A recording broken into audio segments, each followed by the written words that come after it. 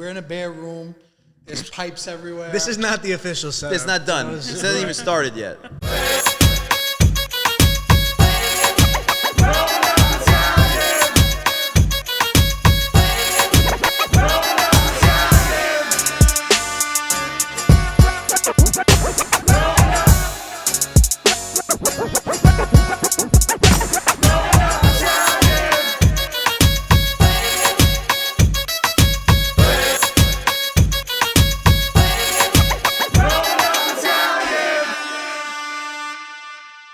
All right, we are here for the first time ever in our new home base. The wrong borough, but the right neighborhood. The only Little Italy that matters. Wrong borough, right neighborhood. I like that. It took Brooklynites. Listen, the history of Little Italy is very rich. Yeah. It's been here longer than any other Little Italy in America, as far as I'm concerned, as far as I know. And it is the most profound. When people come to New York, they come to Little Italy. Yeah. Any tourist from Italy, I feel any tourist from anywhere, when you think of Italians in America, you think of Little Italy, Mulberry Street. So we are here for the first time ever with Rocco and Michele, and of course, John Viola, who this wouldn't be possible without. But we just want to thank you for this opportunity. And it's really like a moment where I feel like everything we've been doing for 6 years makes sense. Yeah. Like we have a place to do what we need to do. I'll thank you guys. I mean, you guys have accomplished so much, and to throw it in together with what we've accomplished, and to take it here to, I mean, we are at the heart of Little Italy. This is Mulberry and Grand. You can't get more central to Italian America than this, really. Mm-hmm. So the thank yous reciprocated. What's amazing is that going into this, we've had so many discussions, and being an Italian American philanthropist, these blocks have been getting smaller and smaller and smaller. Now, instead of 5 or 6 blocks, really, there's 2, 3 strong blocks left. And our mission together is to keep whatever's here Italian. Like, no more different businesses. Like, we got to keep it pure to what it was meant to be 120 years ago. So I think something that we really want to promote in this area, now that we're here, is that you come visit Little Italy, you come visit us, and then after you visit us, go see some of the local eateries here, restaurants. Got great desserts in the area, great cafes, cigar. Anything you want to do that's Italian American, you could do in these 2 blocks. You could shop for some groceries, you could sit down and eat. But when you come visit us, make sure you visit what else this neighborhood has to offer. It's got a lot to offer, this neighborhood. This is look, it's smaller than it's been, but that doesn't take away from the vibrancy of it. Mm-hmm. And like you said, people from Italy still come here. People from all over America come here, right? Like you can see behind us now, this hasn't stopped moving all day. So, I always saw this as like a lifeboat. Mm-hmm. If the neighborhood feels like it's struggling to catch its breath and keep its head above water, what better thing for us to provide than a lifeboat? My experience so far being in Little Italy for, we this has been in the works for a little while, but we came, checked it out, we stopped here a few times. It's amazing because a lot of people say Little Italy is dead. There's what are the Italians? But we've been here hours today, in previous days, and there's still like a large group of Italian tourists coming. Yeah. Large group of Italians coming. Obviously, the businesses surrounding here are not so Italian, but I believe this puts our mission to the test. And I know John can agree, and that's why you've thankfully brought us on board. Our whole agenda this whole time was, promote the Italian culture as best as we can, right? This is like, everybody always asks us, how are you doing that? How are you doing that? You could do it through memes. You could do it through comical videos. You could do it through podcasts, do it through relatable videos. But hopefully we can be that pulse that Little Italy needs. That presence, that it'll give people a reason to stop in Little Italy to, whether it to share the characters that we bring along, to see how Italians are actually still here and thriving, and hopefully serve as a home base for Italian American culture. So I'm very excited, and John, I know Sabino said it, but I want to say it too. Just thank you for the opportunity. Thanks for changing our lives. Hey, listen, guys, it changes everything that we're doing at the podcast too, because you guys have done an amazing job over, what did you say, 6 years, something, 5-6 years, to not just be engaged and creative, but to build and maintain an audience and communicate with them in a way that they come back. That's really difficult. You know what I mean? You could be popular for a little while, and then I have got to know you guys well enough to know you did it organically. You know, you're not buying followers from Thailand and slow and steady. You're like the Italian way. Put your head down and work. Yep. And so you guys have been able to speak to a whole new generation, people who everybody thinks this is dead, and everybody tells us, there's no room for brick and mortar anymore, clubs anymore, because young people do want this. They're just not being served in the way that they relate to. Right. You guys have done an excellent job relating to them, and I think combined, we can now bring them to a physical experience and be the town hall of Little Italy. And yeah, I'm sure we're gonna generate huge upside even for the businesses around here, and that's what we want to do. Yep. We want to make people happy to rent in Little Italy, to buy in Little Italy, and one thing I do want to say is that now that we're here, the restaurants definitely need to step up a little. Not all of them, but some of them. There's 2 or 3 that I really like here, and then the rest are a tourist trap. Now that we're here, please bring your A game. We're gonna have you taste test all these, but we should go order frozen meatballs. No, you can't freeze stuff. I mean, some people have checked out a little bit because you get tourists from places that have no idea. It's like, But we do want the best out of everybody too. Well, that's the thing, is that when you're coming to Little Italy for the first time, what do you have to really look at or go to tell you where to go eat, where to get your espresso? What, TripAdvisor? Who comments and leaves reviews on TripAdvisor? People whose opinions I wouldn't trust, really, recommendations I wouldn't trust. Yeah, but that's right. Today, we stepped out, you kind of literally just walked around, and you stumbled in a spot that had 15 different prosciuttos, homemade fresh mozzarella. We have prosciutto cotto today. That's a curveball. Whereas, it's good so stuff now, too. next time when we're all hanging out and someone says, I'm hungry, where do I go eat? Yo, you want prosciutto cotto down the block. That's what it's all about, you know? That's why learning Little Italy really is new to me too, because I never came to Little Italy like that. Me and Lepic were here maybe before the St. Gennaro feast, a couple days before. We were here at night at like 11, 12 at night. I'm like, and it wasn't during the feast. And we're like, yo, this is special here.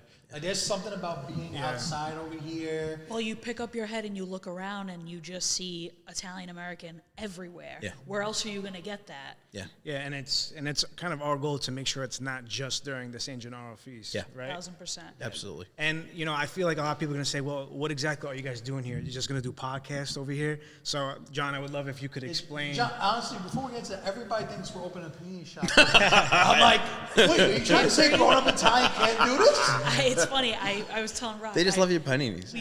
I put up a story, and like 3 different people were like, yeah, I'm working on Lafayette. I'm like, no, dude, no paninis. That's pretty good, though. Just go on the podcast app and you'll learn. We can have limited edition. You can take them out. Maybe if one of these stores, so if this guy wants to let go of one of these, maybe Listen, if you want to put me in the corner with a slicer, I'm down. But I feel like almost that eventually that would be something we would have to add. But I was almost offended that people think that grown-up Italian can't do that. Like, why would your podcast have a storefront? Like, why would you? It's about so educate them. behind. You have to educate them. Tell them exactly Yeah. why. Well, that's what a podcast is, right? Like my co-host and partner Pat, he's a college professor, and at first he didn't want to do the podcast. And I begged him, and you guys know he just knows everything about Italy, Italian Americans. He's a perfect person for this. And after like 6 months of him getting letters, and he's like, you know what? You gave me the biggest classroom I ever taught in, right? That's what a podcast does. You could spread everything. So we're not just going to sit here like just rules and talk on a microphone and then like have empty space, although it looks like it now. But, the idea has always been to not compete with the other businesses, help them thrive, do different things that are not here, or businesses, we work really hard with E. Rossi and Company, the oldest gift shop in Italian America. Has every saint imaginable. Every saint, yeah. I mean, is that Saint Liberato or Saint Liberata? Oh, Saint Liberata. Okay, they know everybody. And, the only place you can go find replacement parts for your Maganetta and things like, it's been here 110 years. And the idea is that there's stuff that can be preserved here and stuff that people need, but there's also stuff that people have never done before. So, look at all the stuff you guys love to do. I love to do designs, different products. We want it to be experiential, too. We want people to feel like they're here, not to be pushed for products, but buying stuff that excites them about their heritage and just coming to be around and to be present and have a home base. That, to me, that's piazza. That's it. That's right. Same, you'd sit down and BS together in the piazza in Italy. We don't have that here, but this corner is the closest thing we have. Piazza. It's a piazza, yeah. Going to make it more appealing to the younger generation. Give them a reason to want to come to Little Italy, And one thing I'm looking forward to is that it'll be very easy to get our bigger guests now. Now, whenever we have a big guest, it's, where are you? Where? Huh? Yeah. Is there parking? Yeah. At least if you know where this is, you say, okay, I'll park there. Yeah. Walk 2 blocks over. Corner of Mulberry and Grand. After the podcast, I'll go eat over here. Yeah. I'll go see my friend there, whatever. People that been to Little Italy know how to maneuver here. Like, if you've been here once or twice, you know how to move around, especially the big Italian-American stars that we've been telling this idea to, and they can't believe it. And not to mention, too, we've been here all day. We forgot to mention once, this building, this brand new building that we're occupying, this amazing corner of looking out into Italian America, Little Italy. It's also the home of the Italian American Museum, which is, next door to us. right downstairs. The entrance is here. So there are things to do. Oh my gosh, this is going to be amazing. It's going to be like the mothership. It's just so amazing to me to just be hanging out, doing a podcast, turning around, seeing all these people. We had tour groups passing by before. I think we got to do the Mafia tour, though. I mean, come on. They look like they're having a blast. I would love to know what they're interested saying. in what he's saying. I'm curious. I've never been on a New York tour in my life. Oh, can you imagine Pat doing these tours? Yeah. We should make Pat do them. What do You they got say? the freshest cup of the city. I saw Pat do 20 minutes on different types of tripe in Arthur Avenue once, and people watched him. They were into it. So he could do this. But I mean, look at all these people. Look at how many people come out. What do you think they're learning about? What do you think they're saying? They're watching us like we're in a fishbowl. Yeah, at least 4 idiots. They need to clean their windows. They're like, where's... Well, people have been looking at us like crazy because we're in a bare room. There's pipes everywhere. This is not the official setup. It's not done. It hasn't even started yet. This is just completely raw, unground. Everyone nothing's just done. finished watching the Jeffrey Dahmer on Netflix. They're looking at us like we're crazy. Oh, yeah, we're actually in Jeffrey Dahmer's hideout right now, and It does look we just great. want to take some Spooky pictures. season. There's some weird stuff going on. I just want to take some pictures, okay? Just want to take some pictures. Relax. You got to have some imagination. To see I what just this want is to do a gonna look podcast, okay? Yeah. But I feel that it's Italian American Heritage Month. We had to squeeze it in now. Yeah, I agree with you. That's Right before we get to work and the holidays, I think it's a super surreal moment that this is happening, and very excited to what the future holds. Even with Rosella and Pat, once we all get to sit down and put all our ideas on paper and go full force, I'm so excited for that. It's all the different flavors coming together. It's going to be Make dope. a nice sandwich. And who would have thought, I mean, for the past 6 years we had grown up Italian, and I always thought to myself, wow, Italians really don't stick together. Seeing what, our parents went through, what they faced, what they dealt with. And then, obviously us having different opinions in other Italian groups, we always got along with everybody, I feel at least. I mean, I can't speak for everyone here, but there are differences and people look at you as competition. So the fact that there is a couple groups of Italians coming together and forming this, I think is the most special thing of all. Oh my gosh. We see all these ethnic groups that stick together and wind up being successful. Like, why couldn't Italians ever try and achieve that? And I think this is, for us, definitely a huge step. After 100 and something years in this country, I mean, all these ethnic groups, they do things together. They have, one big group at every event, and we're arguing about who took the parking spot. And it's like, what are we doing? What's wrong with us? Here we are, the Italian American Avengers. Yeah. I don't know how you. I don't know how you do the video stuff if you can just show that image that he made. Yeah. Didn't you edit that? Yeah, that was terrible edit, though. No, but it's so good. Rock did that in 8 seconds on his phone real quick. It corresponds to the fact that we're sitting at a coffee table with a plastic thing in the middle of concrete. I mean, it looks like the space does now, but man, was that... That's what it we were is. talking about doing this. I'm like, listen, I'll bring the audio and video. Just get us a table and chairs. Now, at least I know I got table and chairs here. We make it work. That's right. Yeah, we got what we need to at least get together and get stuff done. This is more than enough as far as I'm concerned. And I definitely want to keep it like the serious side of the podcast, but I think it's time for us to have a little fun on this one. Good. We always have to add a little flavor. We'll go nice and easy into it. We'll start with Sabino.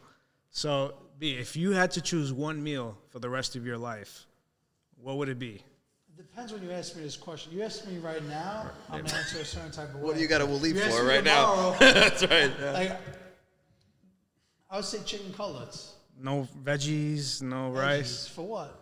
Yeah, you're gonna have For the chicken. rest of your life? The first of your Yeah, life. nothing on it. What's up with this kid in Scuttle and beans? What do you want to say, Scuttle and beans? Is that what you would pick? Scuttle and beans? Well, you need. You got a lot of backlash for not liking scuttle and beans. Whoever spoke about good Scuttle and beans? We just talked about Twinkie on your podcast. Now you want to try to push. I like scuttle and beans. I wouldn't say it's a glamorous meal, you know? It's not, that's that, Did lentils. You ever say, I can't wait to have Scuttle and beans? You know what?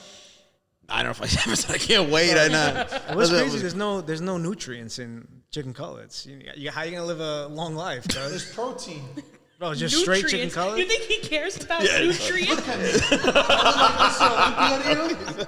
I'm Mr. Chicken. Rock, I gotta be honest, when I'm thinking about my next meal, the last thing on my mind is nutrients and macros. No, not your Who last cares, meal. dude? Did I say last This meal? kid wants me You to said stay outside only the meal. Now you're Well, you gotta on get the your death row? superfood. I have a power bar every couple hours. What about you, John? What would you Last meal? No, not last meal. No. You have Only meal. One meal for the rest of your life. I could say something emotional, like something my grandmother makes, but honestly, it'd be a pizza. I guess a pizza to me. Margarita or like? Yeah, margarita. Either one. I'll take either one. Like if I'm, it's like if I beggars can't be choosers. But pizza never gets old to me. What do you say? Pizza's like sex. But when you say pizza, are you saying like a brick oven style? I don't care. Any kind. kind. That's the point.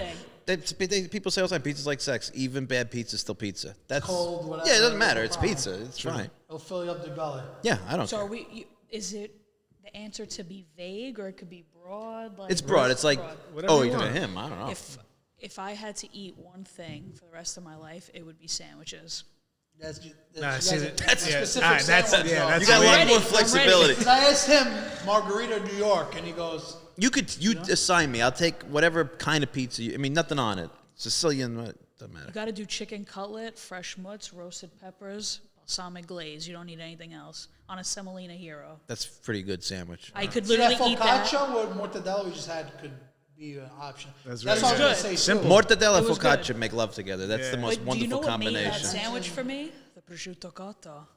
I love Those are two prosciutto different ones. They're cotto. both equally amazing. They were different. I think you had a different one than we The did. focaccia and mortadella is Timeless. Oh my god. See, Timeless. I feel like all three of you had amateur answers. It's like when Dave You also Portnoy- created the question, so you had time to That's think true. about it. How long you been brewing up He's your like, I'm answer going to here? stump those guys. I guess it's like I'm when gonna get them. Dave Portnoy has guest reviews on, and they say 6 flat. Like you gotta give 6 point something. You know what I mean? You guys are not thinking. You're thinking just one thing. I would That's pick. what you said, though. I would pick grilled chicken with white rice and broccoli. I Dude, get that all is- my. That is What? the most That's the amateur most answer I've ever heard in boring- my life. It's- We're amateurs. What do you live at the This kid's gym? trying to have a six I was like, yeah, I'm trying to done. make sure I'm full. I stopped working out the day I met my wife. I want to eat good. I I don't. was talking fresh mozzarella, roasted Yeah. peppers, and balsamic. This guy says Yeah, white 'cause he- rice. The way what Rocco was trying to say is that one day I'll eat the rice, one day. Yeah. So you got- Rock But is Miguel's thinking. way Bro, is you gotta- actually the best way because you have one day chicken cutlet, Yeah, yeah. one day mozzarella. Rock one day was roast- thinking, okay, I want to Right. live a long, healthy life. I'm like, nah, I want to No, I don't die, and care. I want to Die die by Yeah, happy. I diet. Yes. I want to die with a meatball in my mouth. Just whatever If works. I'm gonna go down, I gotta go down with a semolina in my Yeah, hand. exactly. Yeah, Yeah, that's actually yeah. Yeah. Cover me in vodka sauce as they're lowering me into the ground. I want to eat good. till Bury my me in last sandwiches. moment. I don't Yeah. care. That's all I care about. All right, we're gonna throw into the next segment of this podcast. We got overrated, underrated, or perfectly rated. Oh, are you done? John, we'll start with you Love because you're this the guest today. All right. Gnocchi. That's really tough. I think it's perfectly rated is like It's half the people Yeah, like it. yeah. I'm gonna say perfectly rated because I think people that are like not Italian think gnocchi's like some amazing explosive pillow of Oh, macaroni. we're talking about potato. Like, Yeah, potato Potato gnocchi, gnocchi, right? yeah, traditional. And I think like how many times a year can you eat that? I mean, it's like polenta for me. Like on the winter time, if I'm cold, I want something. But like that's not. I don't really want it in the summer. Yeah, I can't tell gnocchi's, you. I don't often say, "Oh my God, I could go for some gnocchi right now." No. It's like bottom of the list for me. If I'm at a place and it's on the menu and it's like the best looking option, I'll enjoy it. I'm not saying I turn my nose at it, but I'm never craved a gnocchi in my life. Agreed. I'll say it's overrated just because people that wear like bootleg Gucci shirts with gnocchi on it made me hate it, and they can't pronounce it right, like gnocchi. Yeah, gnocchi. So that's why I'm gonna say overrated, because people never had a good gnocchi. And You're the man. You're the man, bro. I'm just saying. King I love Petty, that answer. I love it. If you call it gnocchi, it's probably overrated. It's a little salty. But, you can't take recommendations from Gnocchi, somebody come who on. says gnocchi. come on, cuz. All But right. these, That's these why are- we're here, though. That's why we're here. What was the next one? All right, let's take a breath. Next one, John, coming to you. Ravioli. Oh, I'm highly overrated ravioli. Wow. I'm really? not. Yeah, which we all come. Ravioles? We all come from the same part of Campania too, which I call the ravioli belt because exactly. it's like I don't know, you have to like pass a test to make it before you can leave. But yeah, I mean, we had it so much, and we were saying before, we make our people make the big ones. That's a lot of the like, sugar and sweet. yeah, foods, different the ways. ricotta to pasta ratio is like I don't like Too cooked much. ricotta. We're on a budget. Yeah, it's to me it's I don't know. I'm a ravioli guy. I don't like shells and stuff like that. Okay. Give me ricotta fresh on top of something that I'll take. Yeah, what do you think? Personally, I think they're overrated. Same thing. One big ravioli covers your plate. With the fork. The markings on it? ricotta has sugar That's actually in my it. It's favorite just- part, though. Yeah. The fork. The fork, markings. yeah, Texture, the the clipping. texture. Exactly, like the way it cooks. I would- prefer that over the ricotta part. I will say, when our family makes the ricotta, what they do with the extra trimmings is they just cook it and they put it in the sauce. That is what I love. That sounds good. That to me is, I don't even know what you would call it. They kind of look like tagliatelle, Yeah. but those to me are top tier. I'll take that over ravioli any day. Just like a fuzita that's not rolled, Yeah, basically, right? whatever they cut off, like when they lay it Exactly. out, Yeah. and they put the cheese, and then they. That's nice. It's Oh the my texture. god! And all it is literally cooked dough, and it's fantastic. Clean up aisle 4. We're getting used to the space here. All right, John, we got another one. Manicotti. Underrated. I think manicotti is a totally different beat. That's how you use ricotta. With the beautiful crepe. My grandma used to make them on the back of the pan. That's like a delicacy. That's Those are like pretty much Christmas pasta. holiday pasta. Like when you think of Christmas, you think of manicotti, you know? Because they're so thin. Yeah.